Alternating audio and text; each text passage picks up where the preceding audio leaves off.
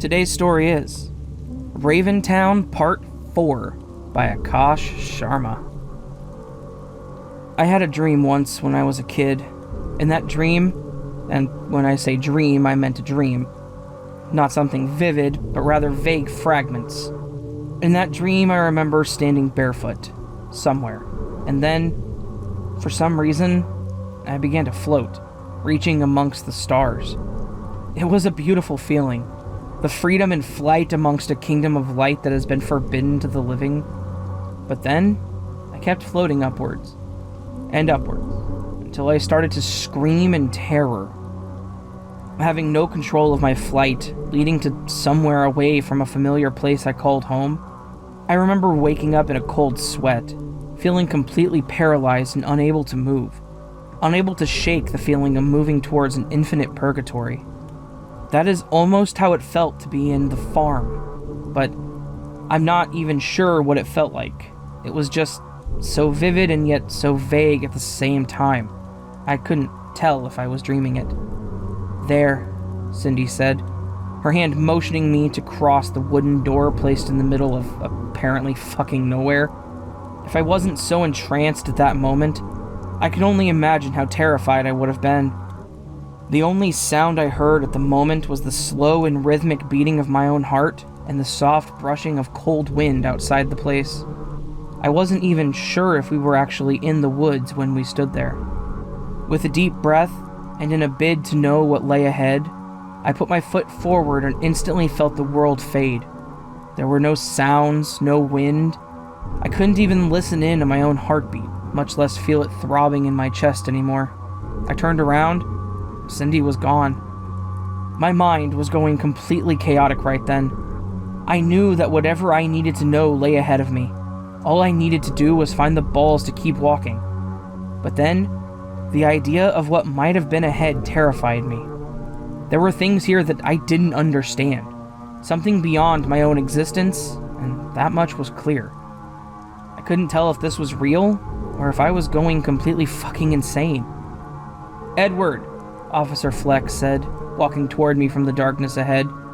I felt my stomach twist, and it was around then that I realized that my heart had been running like a fucking racehorse all this while, and I was already shaking with adrenaline. Fleck coughed and fell on his knees. I watched him as he kept on coughing as if choking on something. I didn't know what I was supposed to do. I wanted to run, I needed to get out of this godless place, but at the same time, I couldn't.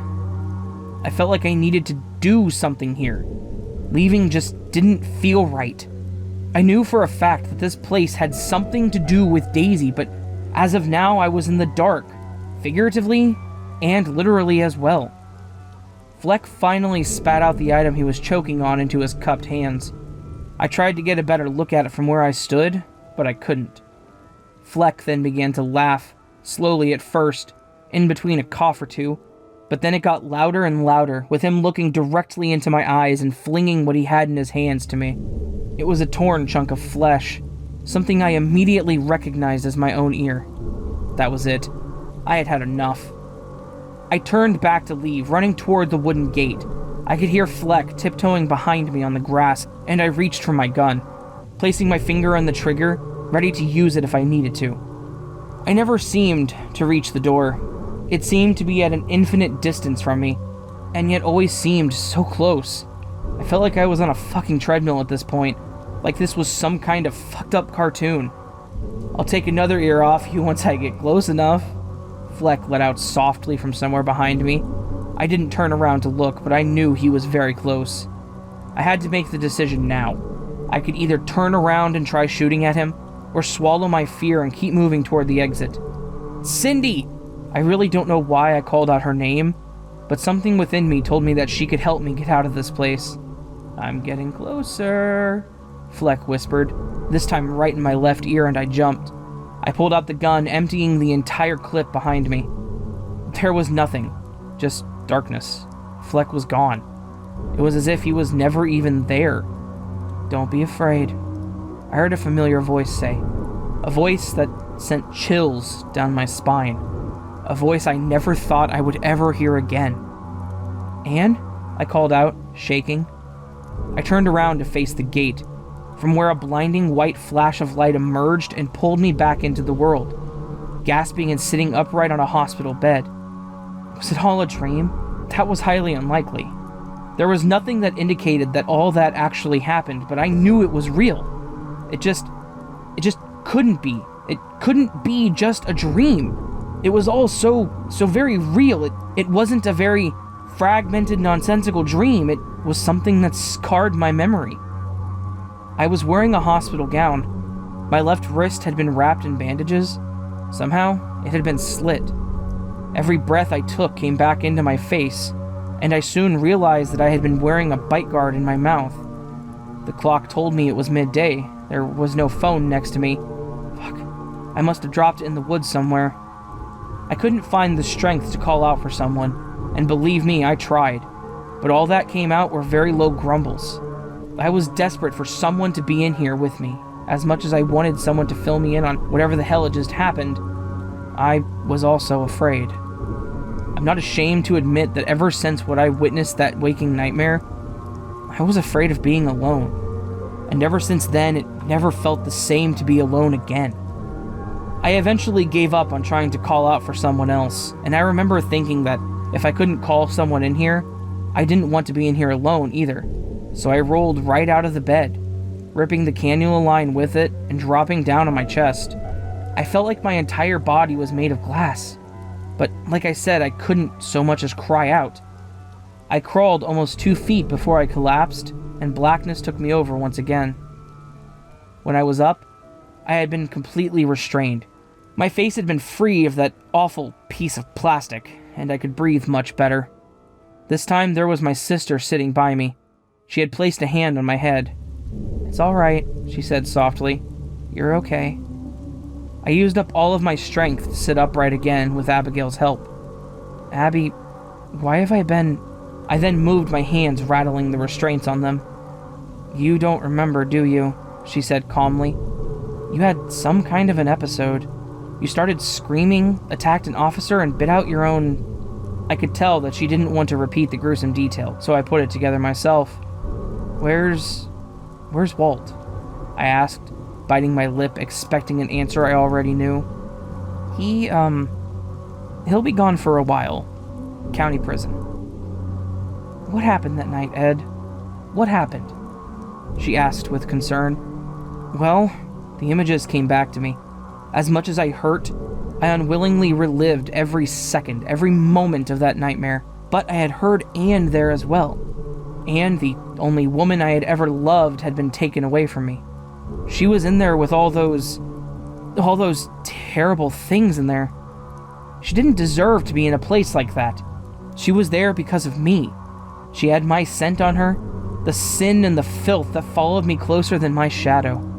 I was responsible for her being in that nightmarish place." "Ed?" Abigail asked. "Hey," she said, leaning into me, placing her car keys on the stand beside the bed as I began to break down in her arms, crying, like I hadn't when Anne and Dale died. I hadn't cried at the funeral, but today I cried. I cried because all this was my fault, and if there was anyone that belonged there in the farm, it was me. Not Anne, not Dale, not Daisy. Abigail didn't break down. She just held me to keep me together while I was breaking apart, holding her back. "It's all my fault, Abby. It's all my fault," I cried. She let me talk, let it all out, comforting me in her arms. "Well," she waited for me to calm down a bit before speaking. "The police may want to talk to you later. I'll give you some time to gather yourself, and I'll go check on Daisy." She left me with a kiss on my forehead. "You want me to get you something?" she asked me before leaving. I just shook my head and she shut the door. I was alone again. I didn't know what came over me, but I needed to go back. I needed to go back to the farm. I couldn't stop thinking about the idea of my family being in there. Don't be afraid. I knew what I had to do, but there was only one person who could lead me to the farm. The nurse had been noting something down from the monitors above. "How are you feeling now?" she asked me. "There's an itch. It's driving me crazy. Could you please untie one of my hands?" I asked her. She hesitated for a moment, before she finally complied, untying my right hand. "Thank you. Could you..." I asked as awkwardly as possible. she turned around. I used this time to rapidly pull her back and choke her. I didn't want to kill her, that was not my intention, but things happened so fast. She panicked, and before she could scream, I had to hold her mouth shut. I couldn't tell. I didn't want it to happen, but I knew when her body fell down lifeless on the floor, cold and unmoving.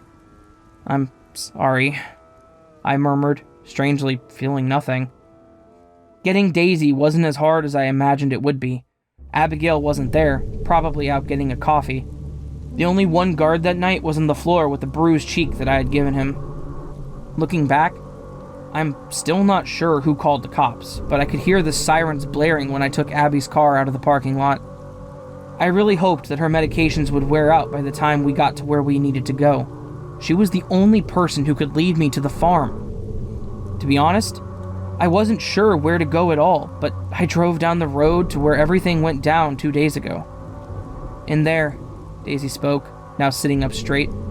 Her eyes were a cloudy yellow, unlike that sparkling blue I had always known. That wasn't her voice either. It was much deeper and much more malicious. "That's where the farm is." Whatever had possessed her finished talking, now just silently observing me as I stopped the car at the left of the road, getting out myself and then picking Daisy up in my arms. We walked for a long while. The cops had already found the car, and I could hear them running around in the woods. They had been calling out both of our names. "Stop," Daisy said, and I halted. She then motioned at my bandages with her head. "Open it." I did just that, slowly unwrapping the bandages, revealing my wrist with torn out chunks of flesh that had already begun to heal. I knew what was about to happen. I raised my wrist up to her, closing my eyes shut. "Ed, what the fuck are you doing?" Abigail yelled. How the hell did she get here? I heard someone walk through the leaves. She wasn't alone. "The farm is a dangerous place, Ed," Thomas Sky yelled, standing behind a confused and scared Abigail. His face read the most sincerity I had ever seen from him. "Do not go in there," he yelled. "I have to do this," I said. "I'm sorry." Sky pulled out a gun, and before anything else could happen, I felt a sharp pain in my wrist as Daisy sunk her teeth into my wrist. I wrapped my arm around her, pulling her close, and we both left behind our world, entering a far more sinister reality. Darkness. Daisy was holding on to my hand. We were only a few steps ahead of the gate. This time, I got a much clearer look at the place. It looked like an abandoned farm, pretty much expected from a place named The Farm. There was a worn-out windmill that didn't spin in a single direction, rather back and forth. The sky was an emulsion of red and black, with dark celestial objects floating around, seeming so distant yet so close at the same time. There was no grass. The terrain was covered in drying mud.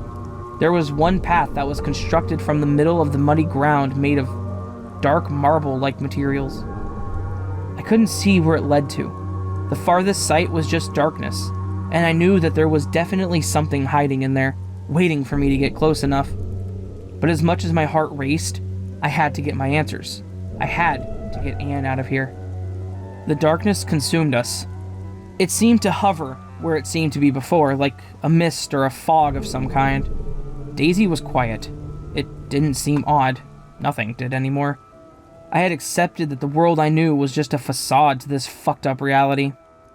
The darkness danced around us like a band of skeletons rising from the grave, and I just knew that something else was in here with us.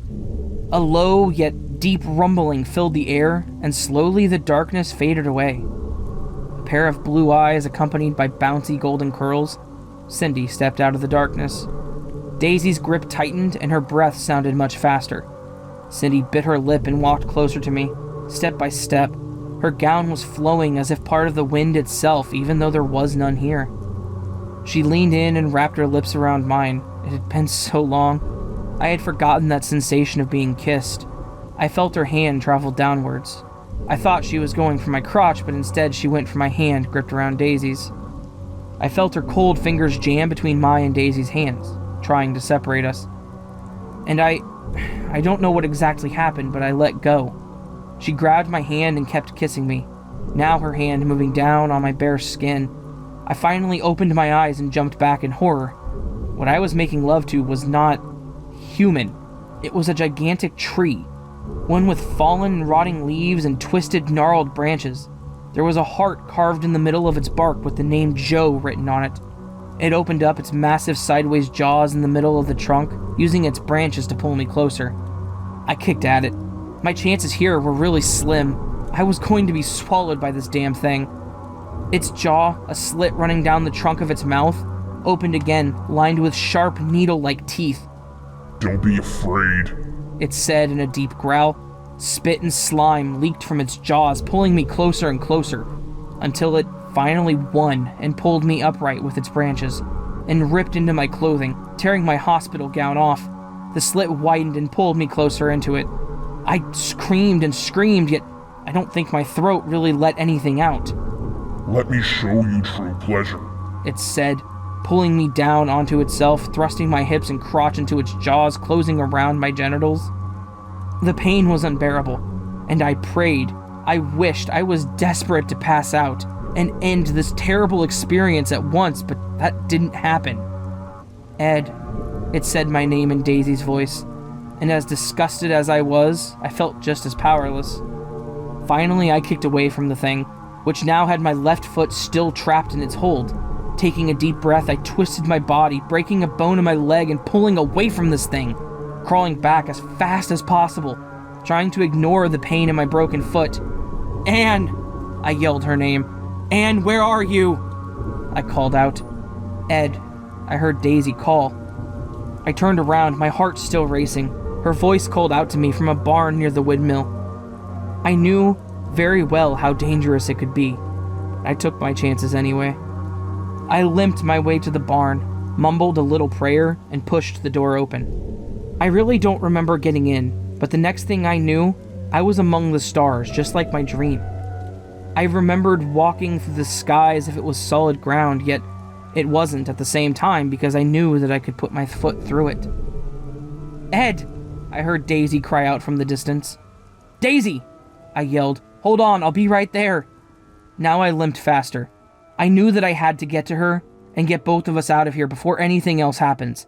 I should have never dragged her into all this. "And how are you now?" I heard someone from behind me. I turned around to face the same nurse I had accidentally strangled earlier. She wore the exact same nurse's uniform as the hospital, but now as I got a better look at her name tag, it was scratched off very poorly, leaving a canvas of black with white. Her eyes were a cloudy yellow like Daisy's had been in the car. I was silent. I didn't know what to do here.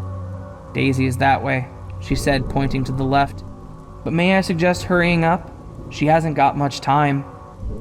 I walked ahead, making sure not to turn back and praying to God or whatever higher power there is to let me pass here.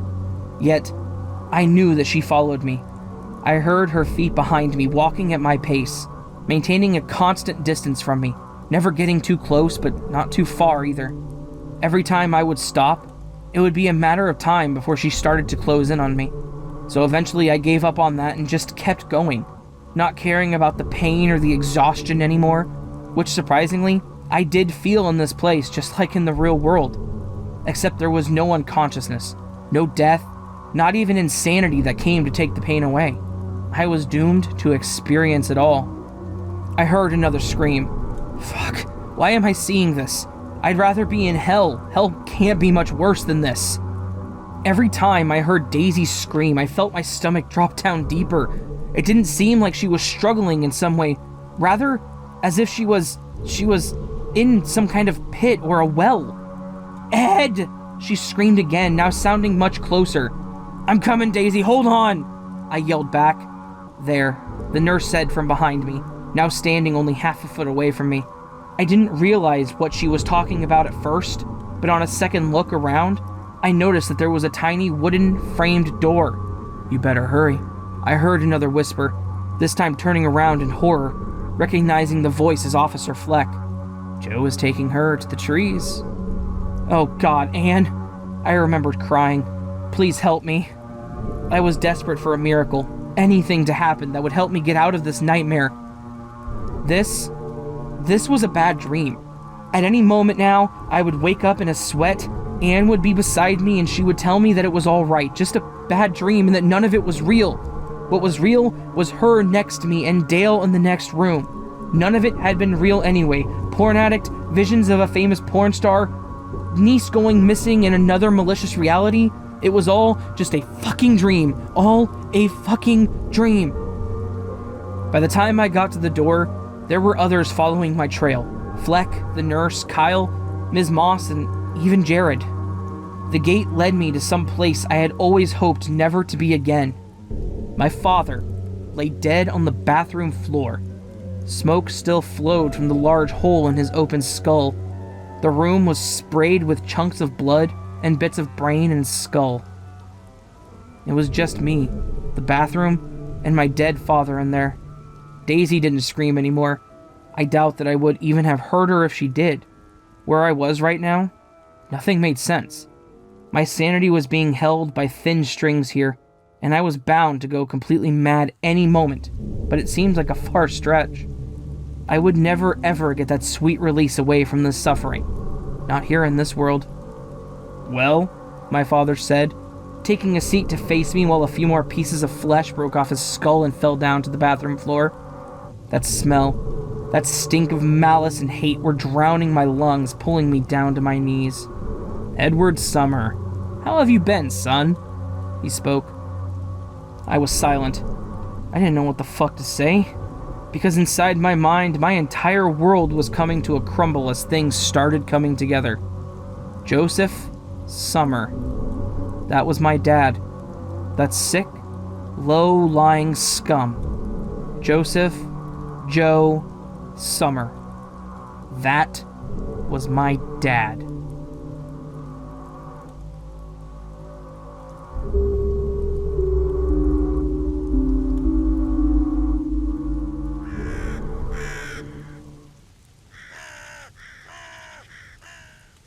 So that, my lovely listeners, was Raventown Part 4 by Aakash Sharma. How about that?